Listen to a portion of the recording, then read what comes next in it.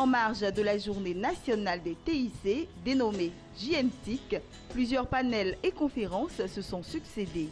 Nous vous proposons de suivre l'une de ces conférences avec pour thème « Mise en œuvre de la télévision numérique et terrestre TNT en Afrique, le cas de la Côte d'Ivoire ».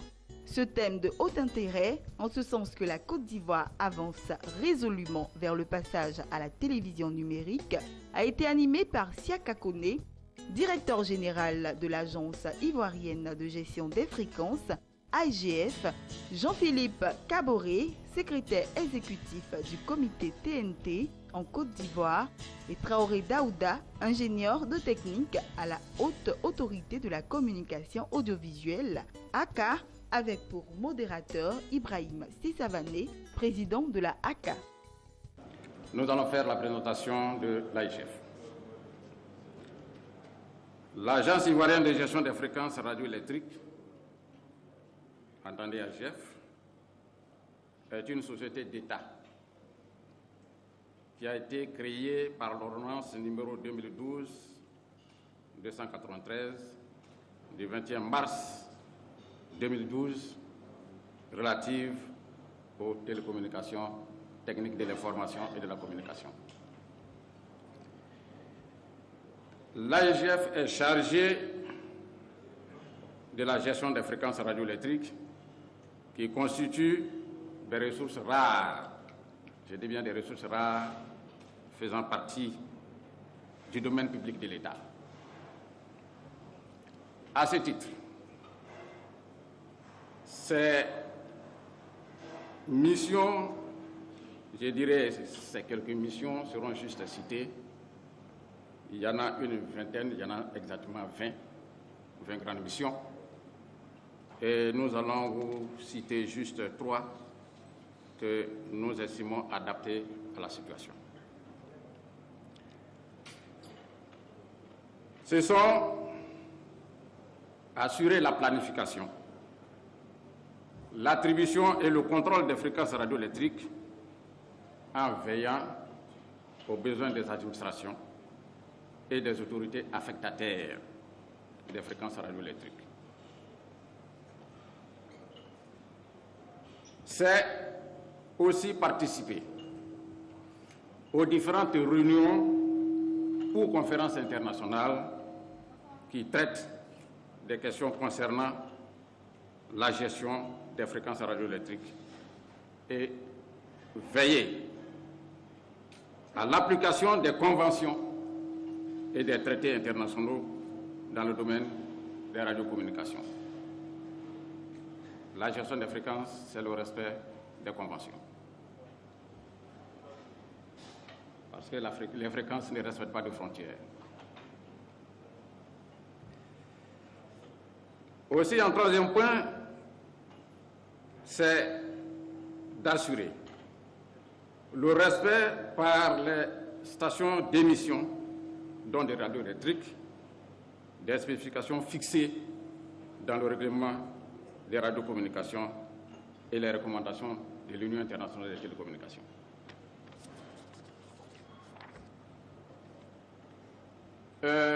On ne peut pas parler de gestion des fréquences sans faire un peu de technique. La gestion des fréquences, en fait, c'est une combinaison de procédures administratives, techniques et réglementaires. Donc, c'est l'ensemble qui constitue la gestion des fréquences. Donc, pour présenter la radiodiffusion analogique, nous allons parler un peu de la technique.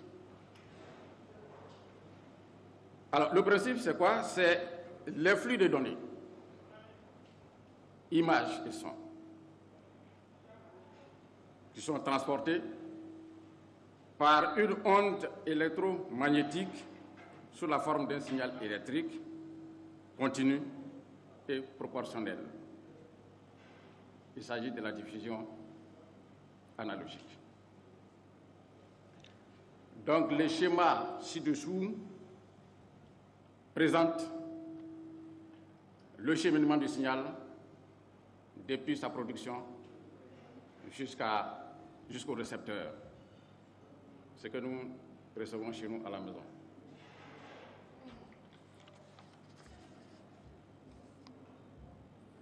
Cette radiodiffusion analogique présente des faiblesses qui ont été observées durant plusieurs années, notamment grande consommation du spectre des fréquences, une largeur de bande sur un canal est de 8 MHz. Pour un seul programme télévisuel, la qualité du signal est facilement affectée par les perturbations diverses.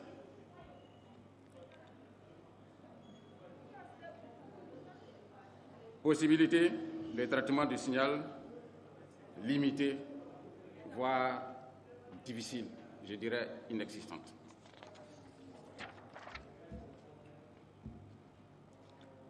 Quand il s'agit de la radiodiffusion numérique des terres, c'est là l'innovation, c'est ce qui nous amène à faire la transition.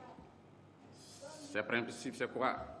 Les signaux vidéo, audio et données sont numérisés, puis multiplexés, avant d'être modulés, puis diffusés sous une forme numérique par des émetteurs hertziens terrestres. C'est ça le sens de la télévision numérique des terres. Donc le schéma que vous avez en dessous explique un peu la technique, c'est le principe. Donc la production du signal, le traitement, la diffusion et la réception chez nous à la maison. Pourquoi migrer vers la TNT?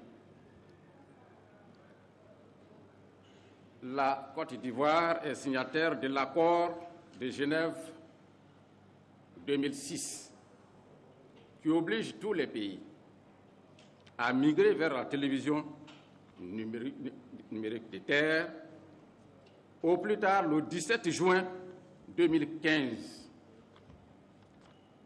pour la bande UHF. J'entends Ultra High Frequency.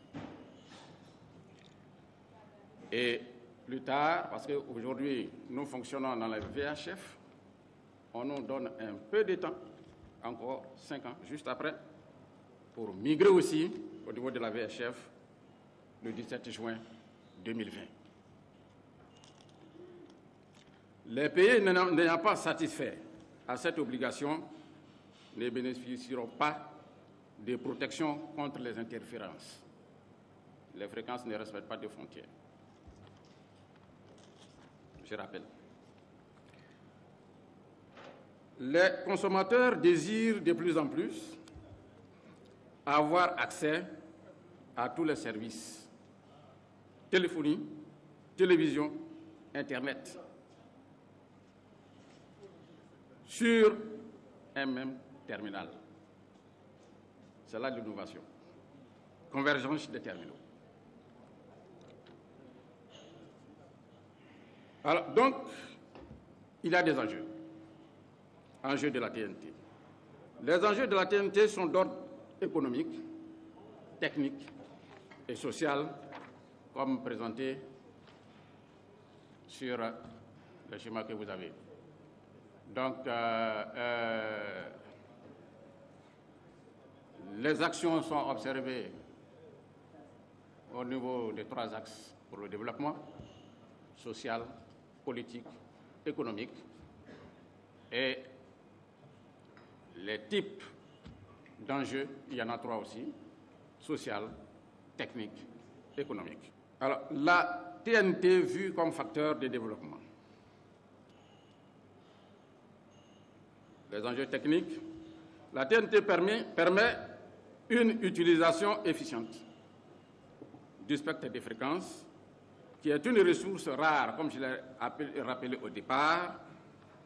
Désormais, un seul canal de 8 MHz peut contenir jusqu'à 20 programmes télévisuel, l'innovation. L'utilisation efficiente du spectre par la TNT permet un grand gain alors substantiel des fréquences attribuées initialement à la radiodiffusion analogique. Donc, au cours des différentes études, nous avons pu dégager un certain nombre de bandes, de fréquences, c'est-à-dire c'est l'économie qu'on fait à partir des bandes, de fréquences. Et on a dégagé une première bande qui part de 790 MHz à 862, ce que nous avons appelé dans notre jargon premier dividende, c'est le gain que nous faisons. Et plus tard, avec l'avancement de nos études, nous avons pu dégager une deuxième bande qui part de la 694 MHz à 790 MHz, qu'on appelait deuxième dividende. Les techniques de traitement d'image peuvent être appliquées au flux de données numériques, permettant ainsi l'obtention des signaux de très bonne qualité, haute définition, très haute définition et ultra haute définition. De nouveaux services interactifs peuvent s'ajouter à la transmission classique du signal audiovisuel. La TNT, vue comme facteur de développement,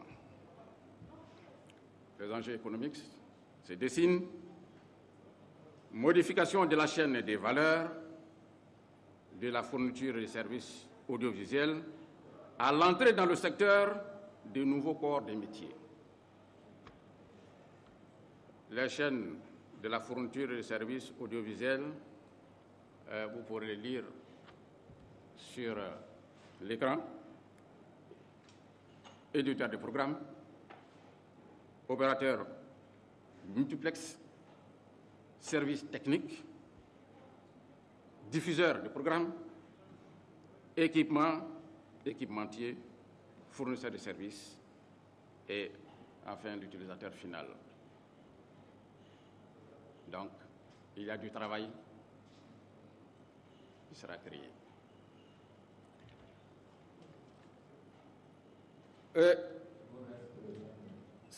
Oui, je pense que ça ira. De nouveaux modèles d'affaires basés sur le contrôle du signal et l'accès aux chaînes TV cryptées, ou je dirais encryptées, non cryptées, plateformes payantes, plateformes hybrides, services à valeur ajoutée.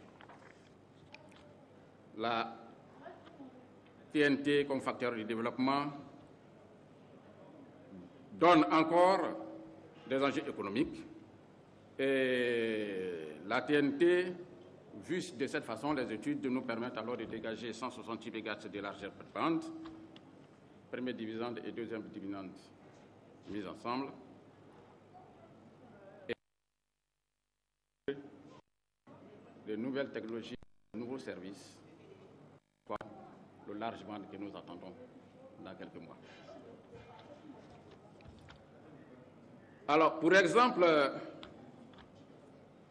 nous avons regardé du côté de la France et nous avons vu l'enjeu économique, ce que ça peut rapporter. Et en ressources totales générées, vous avez un peu plus de 1731 milliards qui a été injecté dans l'économie. La TNT offre des enjeux sociaux en ouvrant de nouvelles possibilités en matière de qualité et de diversité du programme. Il est dorénavant possible de disposer de programmes régionaux, avoir des programmes culturels, avoir des programmes de qualité, de grande qualité et de très haute qualité, et d'interagir avec le fournisseur de programmes. de nouveaux corps de métier et modèles d'affaires permettent par ailleurs de contribuer à la lutte contre le chômage. Alors, enjeux dans les différents secteurs. Bon, vous pouvez lire sur le tableau ce que ça peut rapporter autant aux consommateurs, au gouvernement, aux diffuseurs et autres acteurs dans le domaine de l'économie. Alors, donc dans le processus d'immigration, plusieurs actions pour la migration ont été entreprises par la Côte d'Ivoire, la création d'un certain nombre de comités qui suivent cette migration et l'adoption de certains documents relatifs à la stratégie de migration pour le gouvernement, notamment le 19 septembre 2012. Le choix des normes ont été effectués. Il s'agit de la norme MPEG 4 et des techniques de compression et de diffusion DVB-T2. Cela permet alors à ceux qui sont dans la salle et qui s'apprêtent à rentrer dans le numérique à regarder sur le marché pour voir les récepteurs qui portent ces caractéristiques.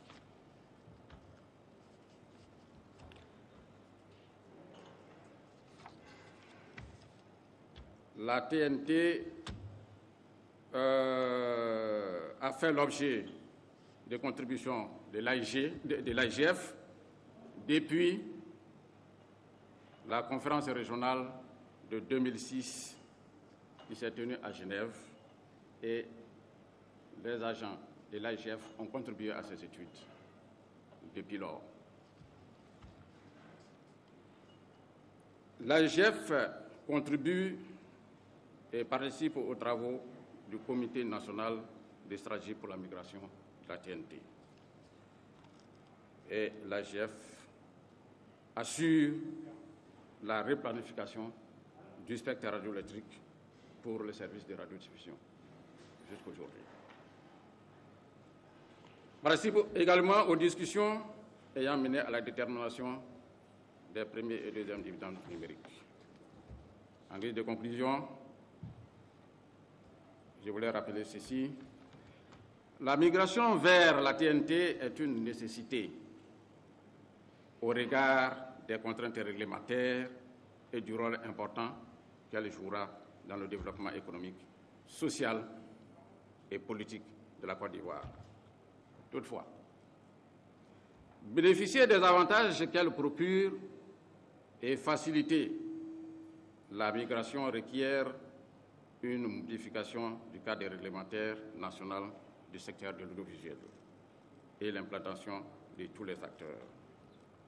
Par ailleurs, une utilisation rationnelle des ressources spectrales libérées par le passage au numérique doit être envisagée afin de profiter des revenus générés par ces dernières, d'où l'importance de l'AIGF dans le processus et dans la gestion optimale et efficiente de cette ressource rare. Oui, notre mission, c'est de gérer ces ressources rares qui accordent la liberté, la mobilité, le développement et l'épanouissement. Nous n'allons pas nous arrêter là. Dans quelques mois, vous aurez le largement. Je vous remercie. Pour emboîter le pas à M. Koné, qui a largement facilité ma tâche. Comme disent les anciens au village, ils disent aux enfants, levez-vous très tôt, allez-y au champ. Donc les enfants partant nettoient la rosée qui est sur le chemin. Et les vieux arrivent les pieds secs au champ. Donc M. Koné a largement facilité ma tâche. Alors, avant d'entrer dans l'exposé, je voudrais en une minute présenter la Haute Autorité de la Communication audiovisuelle. L'ACA est née en avril 2011 et sa mission se résume, je vais résumer en quelques mots, assigner les fréquences de radiodiffusion et de télévision aux opérateurs qui le sollicitent, concourir à la définition des normes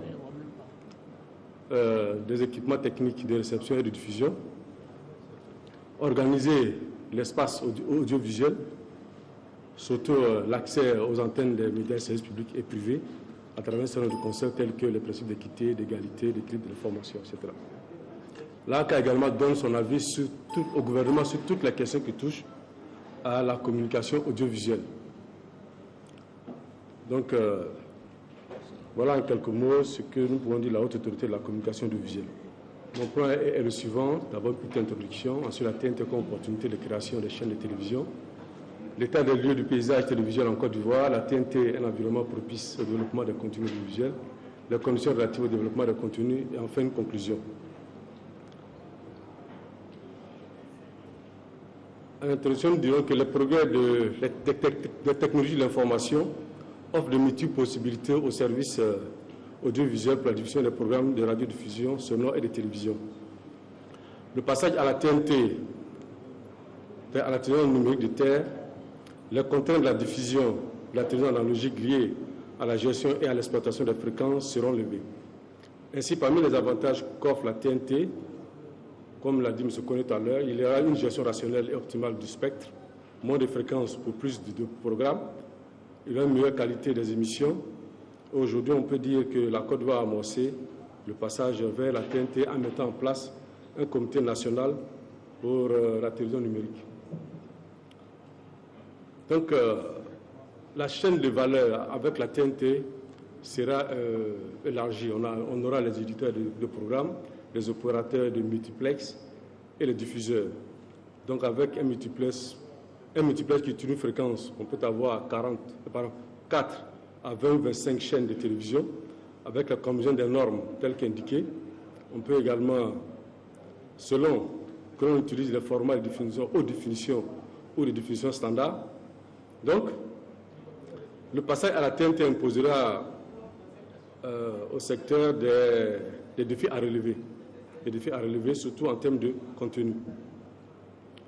Dans l'état des lieux du paysage télévisé en Côte d'Ivoire, on le sait tous, c'est juste un rappel. Nous avons une chaîne de télévision RT1, 3 chaînes à la limite, RT1, RT2, une chaîne régionale Boaké, qui mettent tous en mode analogique. On a également un distributeur de services de bouquets par satellite. Et puis on a des programmes qu'on reçoit librement en achetant des décodeurs en ville. Des programmes libres qui sont reçus dans l'espace aérien national. L'autre question qui se pose, c'est surtout la question qui intéresse tout le monde, c'est la question de la libéralisation. Est-ce qu'il faut libéraliser en mode analogique maintenant ou il faut attendre le passage au numérique? Techniquement, il est possible de libéraliser maintenant. Et comme il l'a dit, comme M. Koné l'a dit tout à l'heure, si nous libéralisons en mode analogique maintenant, est-ce que nous aurons la possibilité d'avoir du matériel pour exploiter ce service-là? Un service qui est à la limite au crépuscule, ou qui est au soir de sa vie. Donc, tous les opérateurs et techniciens vous diront qu'on préfère attendre le passage du numérique qui nous offre plus de possibilités. Donc aujourd'hui, il vaut mieux libéraliser en mode numérique plutôt qu'en analogique, compte tenu de ses nombreux avantages. L'autre défi qui va également se poser, il y a ce qu'on appelait la production audiovisuelle. Au niveau de la production audiovisuelle nationale, on assiste quand même à un effort de la part des médias et services publics qui essaient de plus en plus de programmes d'émissions produits par des nationaux, que ce soit des magazines, des fictions, etc. Mais la production de la fiction, il faut le dire, reste encore marginale, puisque c'est cette dimension de la production qui intéresse pas mal de personnes. C'est vrai qu'il y a des efforts quand on voit la télévision les dimanches, des séries ivoiriennes qu'on appelle Babyhood. C'est des concepts aujourd'hui qui ont tendance à prendre. Après Hollywood, autant des anciens, qui parlaient des westerns, etc. On a eu Bollywood, les films indiens qui ont inondé la salle de cinéma. Et on a eu Nollywood, les films nigériens qui arrosent. Et les Ivoiriens ont décidé de relever Bobbywood. Et Babyhood. Voilà. Donc, aujourd'hui, il y a ce secteur est en train d'évoluer. La TNT un environnement propice au développement des contenus audiovisuels. Vous savez, la loi est de 2004, c'est vrai, a été élaborée dans un cadre de diffusion en mode analogique. Mais le contenu de cette loi, dans certaines de ses dispositions, est très en avance. Très en avance. Et la dimension qui va m'intéresser ici, c'est surtout celle relative à la définition de quotas. Alors, l'article 89 de la loi dit ceci, quand il s'agit de diffusion en mode analogique, que le diffuseur devait s'engager dans sa programmation à programmer au moins 20% d'œuvres audiovisuelles, d'œuvres télévisuelles et cinématographiques ivoiriennes. C'est un quota qui est dans la loi. C'est-à-dire que lorsqu'un service de télévision est autorisé, le diffuseur devra s'obliger à produire au moins 20% de contenu ivoirien. Ensuite, à ça, il y aura les coproductions, l'achat de etc. Mais ces 20% doivent être étalés dans le temps, c'est-à-dire connaître une montée en puissance dans un délai de 3, 4, 5 ans, etc. Puisque au départ, il aura à faire des investissements. Il doit s'engager également à faire la promotion du patrimoine culturel ivoirien par des coproductions. Il devra également, au cas où il décide de programmes d'émissions d'information, avoir un rédacteur en chef comme journaliste professionnel. Et vous verrez que les deux premières dispositions que j'ai citées, c'est-à-dire la diminution de quotas et la promotion du patrimoine culturel national, ce sont des éléments qui encouragent les titulaires d'autorisation à mettre l'accent quand même sur la production nationale, sur la promotion du patrimoine culturel national. Alors,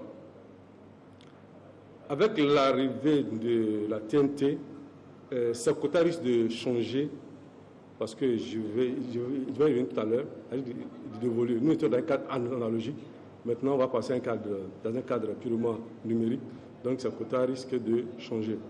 Mais nous allons aborder cette question un peu plus tard. Donc la nouvelle configuration du paysage audiovisuel qui sera dessinée par la TNT est simple.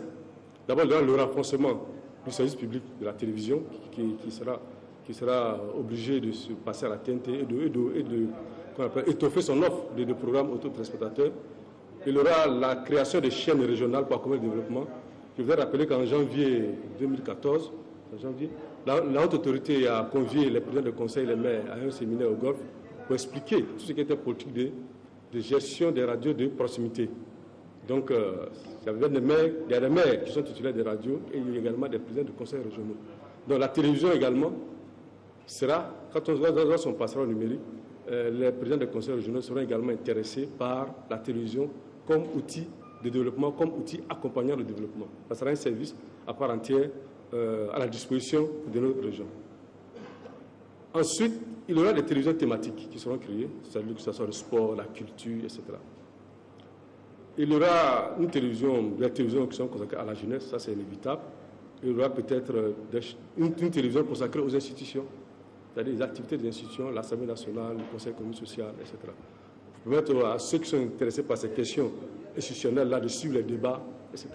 Parce que le média, le service public, ne peut pas tout faire en même temps. Donc, ces médias seront un peu déconcentrés. Mais la production audiovisuelle, vous verrez qu'à ce niveau-là, il y aura des producteurs qui seront sollicités pour fournir du contenu aux services qui seront créés. Donc, ce qui signifie que lorsque on passera à la TNT, il y aura des conditions qui doivent être réunies pour réussir cette mission. D'abord, l'organisation du secteur de la production audiovisuelle. Ce sera il faut organiser le secteur de la production. Tant que le secteur n'est pas organisé, on ne pourra pas apprécier à sa juste valeur tout ce qu'il a comme économie derrière, tout ce qu'il a comme enjeu. Tant qu'on restera dans l'informel, ça va être assez compliqué. Lorsqu'on passera à la TNT, ça va être des télévisions peut-être qui vont durer quelques secondes, je ne sais pas. Donc, il faudra aussi penser au statut du producteur. Qui est producteur, qui ne l'est pas.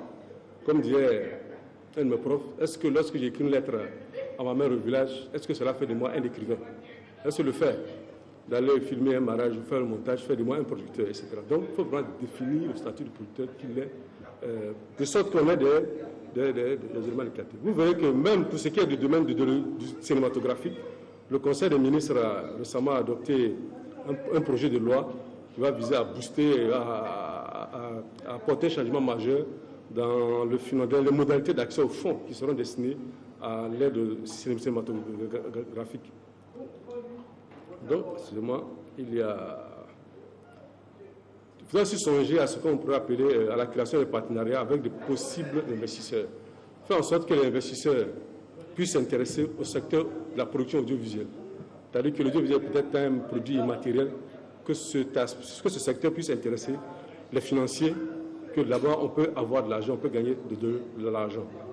Et surtout qu'il y ait un appui institutionnel. Il faut dire que la haute autorité de la communication audiovisuelle suggérera le moment venu au gouvernement pour que des mesures soient prises pour soutenir le développement de la production audiovisuelle nationale par des avantages fiscaux sur peut-être l'importation de matériel audiovisuel ou par la réduction de certaines charges.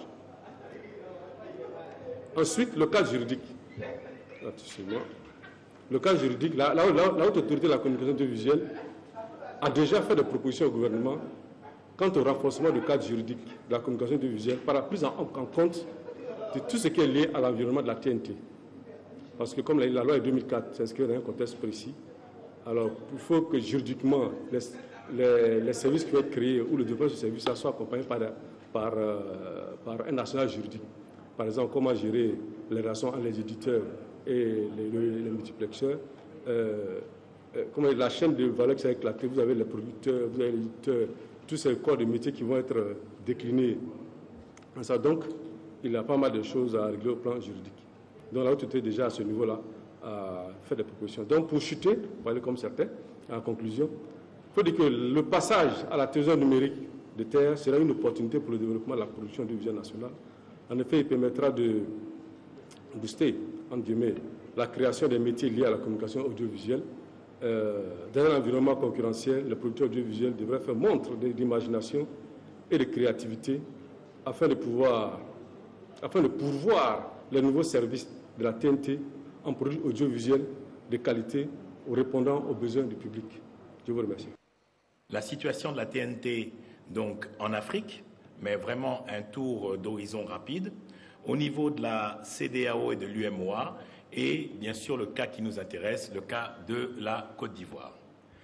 Donc rapidement, l'accord GO6, donc Genève 2006, donc je pense a suffisamment été développé par le directeur général de l'AIGF. Donc il fixe deux choses, 17 juin 2015 pour le service de diffusion en bande UHF et 17 juin 2020 pour celui en bande VHF. Donc, tout ceci permettait bien sûr de pouvoir tirer pleinement parti du dividende numérique. Donc, la situation de la TNT en Afrique, on peut considérer que 10 pays ont déjà lancé la TNT gratuite en Afrique. Je crois que c'est important de considérer la gratuite et la payante. L'île Maurice, la Tanzanie, l'Afrique du Sud, l'Ouganda, le Rwanda, la Namibie, le Maroc, la Tunisie, l'Algérie et le Kenya pour la TNT gratuite, et deux autres pays, principalement le Nigeria et le Ghana, sont sur des modèles de TNT payante. La TNT payante, ce qui est paradoxal, est pour l'instant la plus répandue actuellement en Afrique, avec près de 3 millions de foyers qui ont accès à des bouquets TNT payants.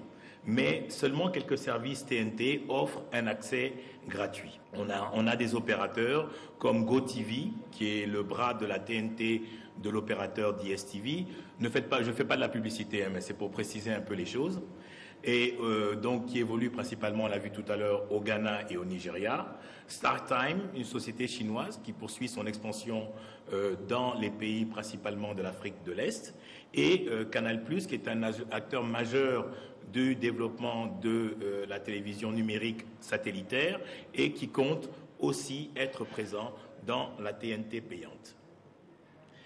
Au niveau des investissements, ce qui est une chose importante puisque tout ceci ne peut se faire sans des investissements importants et la TNT demande quand même des investissements importants. Les projets, en fonction des pays, en fonction des opérateurs et en fonction des solutions qu'ils choisissent, vont de 20 milliards de francs CFA, par exemple pour la Namibie, à 210 milliards de francs CFA pour le Nigeria. Donc vous voyez, les choses sont assez hétéroclites.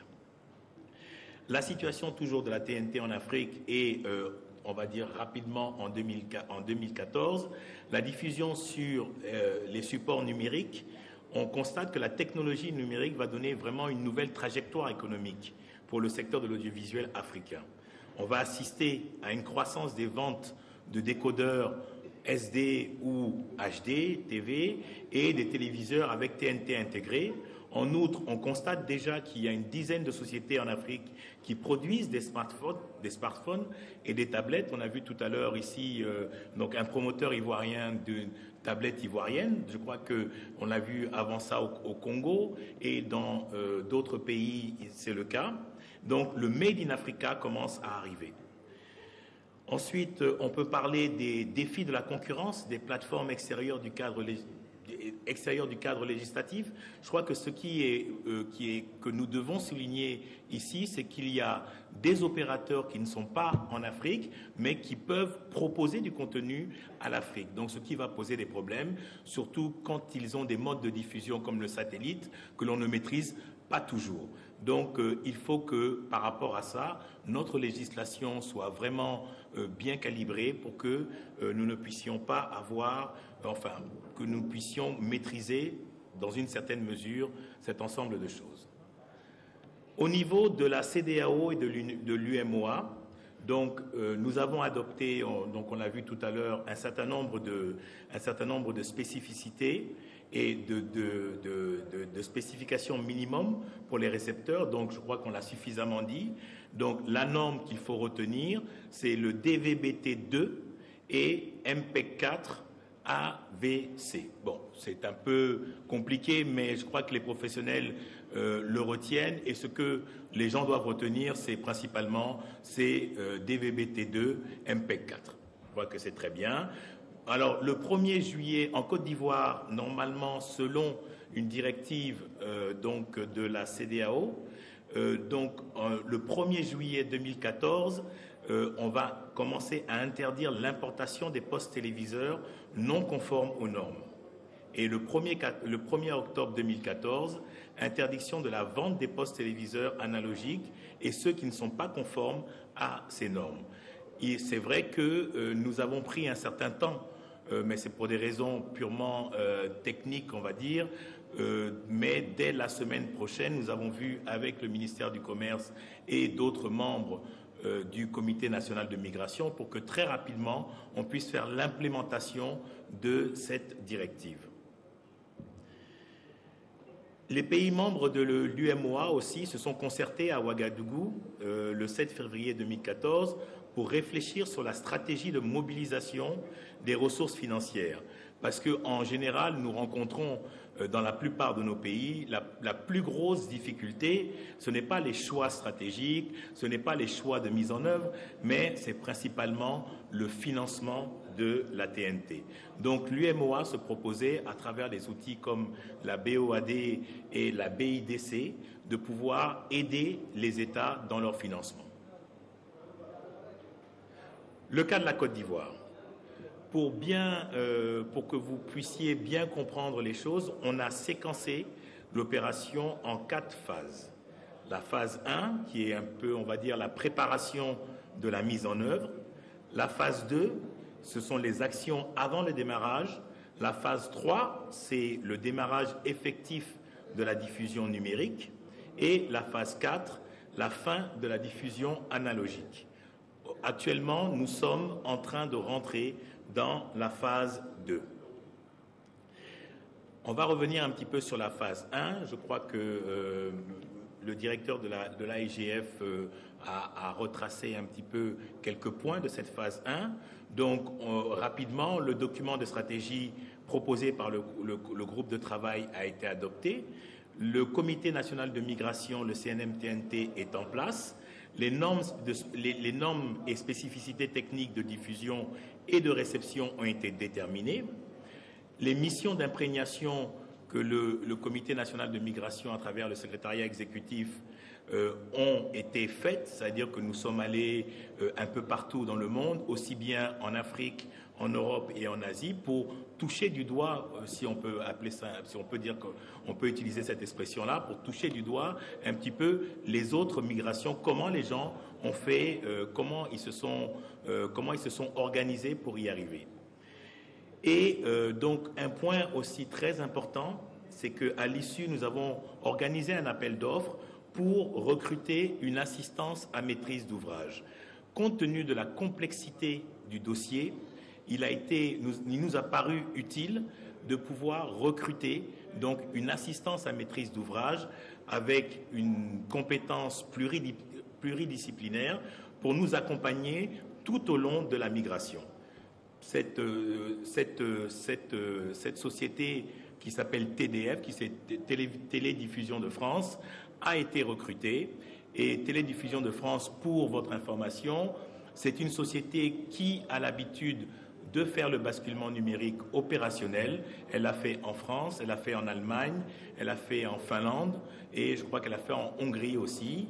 Et par rapport à cela, nous, on l'a pas pris pour développer, pas pour être maître d'œuvre, mais surtout pour nous accompagner en tant qu'assistance à maîtrise d'ouvrage. Par ailleurs aussi, l'identité visuelle, la charte graphique et même une campagne d'introduction de la TNT a été préparée, mais pour des raisons budgétaires, elle n'a pas encore été lancée. Je vais accélérer. Donc, le cas de la Côte d'Ivoire, donc l'assistance à maîtrise d'ouvrage, donc je vais passer rapidement. Donc, en fait, c'est ce qu'il faut comprendre, c'est que sur tous les aspects de cette migration, donc l'assistance à maîtrise d'ouvrage va nous accompagner et va surtout nous permettre de ne pas faire des erreurs et des erreurs dans les choix stratégiques. Je ne veux pas tirer sur nos amis tanzaniens, mais par exemple, les Tanzaniens ont été parmi les premiers à faire le basculement numérique, mais malheureusement, ils ont fait quelques choix qui n'étaient pas tout à fait, on va dire, bien réfléchis, et aujourd'hui, ils le payent très cher et il y a de grosses difficultés. Donc, en fait, prendre une assistance à maîtrise d'ouvrage nous permet surtout d'éviter de faire des erreurs stratégiques.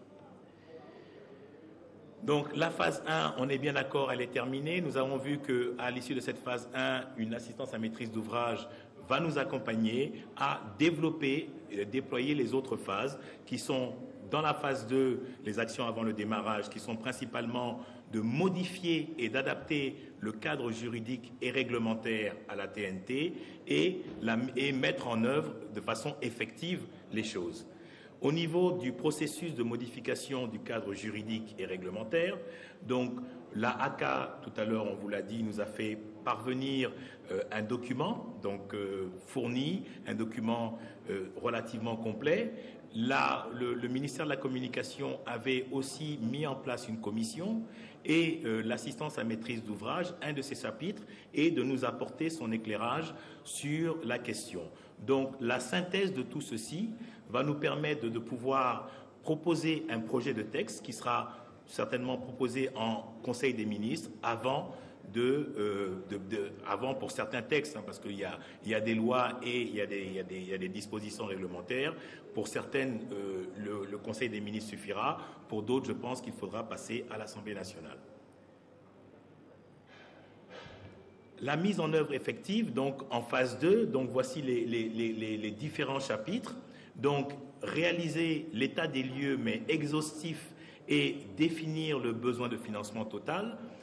Dans un premier temps, le groupe de travail qui a permis de pouvoir élaborer le document de stratégie, document fondamental qui nous aide dans tout le développement que nous faisons, n'a malheureusement n'est pas allé jusqu'à détailler le besoin. Donc, il est important de pouvoir, de façon exhaustive, savoir exactement combien d'émetteurs il nous faut, comment on va les placer, est-ce que les groupes électrogènes, etc., sur les différents sites, est-ce qu'ils fonctionnent, combien il faut, etc., etc. Donc, à partir de là, on aura un budget définitif.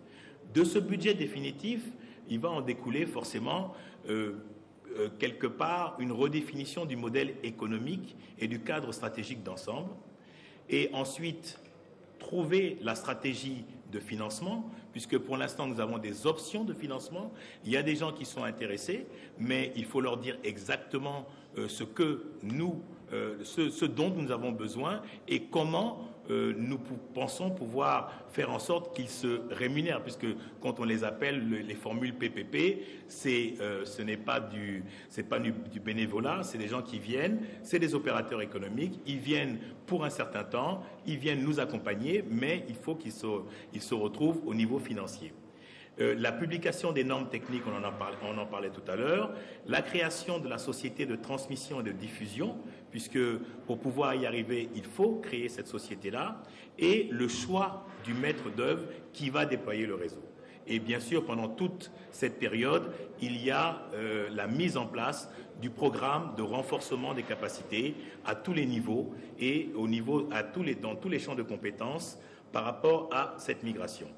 Le démarrage effectif de la diffusion numérique, ce sera la phase 3. Donc là, c'est une phase plutôt technique. Il y a le déploiement du réseau, les opérations pilotes de diffusion et de réception, le déploiement de la commercialisation ou de la distribution, ça dépend des kits de réception. La diffusion en simulcast, c'est-à-dire à la fois analogique et numérique, parce que vous imaginez bien que l'on ne va pas d'un coup arrêter brutalement la diffusion en analogique. On va laisser le temps à ce que tous les foyers ivoiriens puissent avoir leur décodeur ou leur télévision numérique. Et bien sûr, la grosse campagne de communication qui va accompagner les ménages. Président, je sais que j'ai pris beaucoup de temps, mais je vais essayer de faire vite les derniers slides. Et là, il s'agit de dérouler le plan d'extinction. Donc, il y a une planification de l'extinction de la diffusion analogique qui, en fait, va nous permettre de pouvoir faire en sorte que on puisse considérer que l'opération est terminée quand il n'y aura plus un seul téléviseur qui reçoit un signal analogique et surtout un émetteur qui n'émet pas, parce que pour recevoir, il faut émettre. Le calendrier donc de tout cela, nous pensons qu'en juin 2016, effectivement, même si nous n'avons pas déployé sur l'ensemble de la Côte d'Ivoire, en tout cas, je pense que nous n'avons pas plutôt éteint le signal analogique sur l'ensemble de la Côte d'Ivoire, mais si nous ne perdons plus de temps, et comme le disait le Président, si nous travaillons tous dans le même sens et que nous nous concertons plus, je pense qu'il est possible de pouvoir tenir le délai, en tout cas de 2016, pour faire en sorte que tous les foyers ivoiriens puissent recevoir la télévision numérique, non, plutôt 2015. Voilà, en juin 2015, pour que tout le monde puisse recevoir la télévision numérique. Rapidement, le dernier slide, c'est... Ah, là, je crois qu'il y a une confusion, c'est le mélange entre... moi, j'ai fait ma présentation en Mac et là, je suis en PC. Mais rapidement, vous allez le voir, c'est... Alors, donc, le nerf de la guerre, pour l'instant, le document de stratégie, à titre indicatif, nous donne les chiffres suivants. Donc, les investissements, il y en a pour 25 milliards. Ça comprend les émetteurs, ça comprend la mise à niveau des différents sites de diffusion. Ensuite, les autres charges qui sont les frais de l'assistance à maîtrise d'ouvrage, les frais de communication, de gestion et les frais de fonctionnement de l'ensemble du système, 7 milliards. Et le coût social qui est en fait principalement une exonération puisque l'État se propose de ne pas percevoir de TVA et de proposer les équipements de réception hors taxes, hors douane. Ceci est estimé à 25,7 milliards, ce qui fait un total d'environ 57 milliards.